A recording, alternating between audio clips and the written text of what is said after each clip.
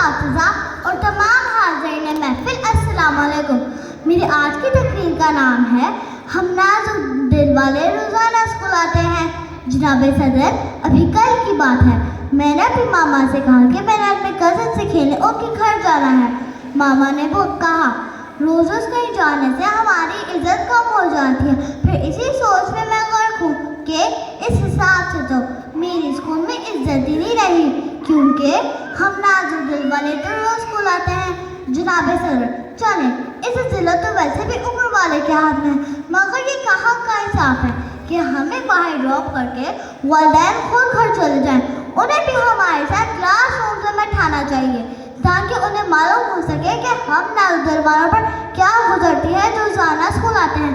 جناب صدر، میری التجا اتنی بھی نہیں کہ ہمیں روز اسکول کیوں آنا پڑتا ہے۔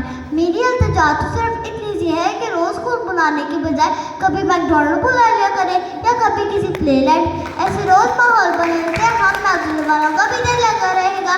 صدر جی وقار، نظام انہضام تک منجمد کر دینے والی سردی میں جب صبح صبح کمبل کھینچا جاتا ہے تو یقین مانیے ان نازک دلوں سے وہ صدائیں، التجائیں اور آہیں بلند ہوتی ہیں کہ خدا کی پناہ۔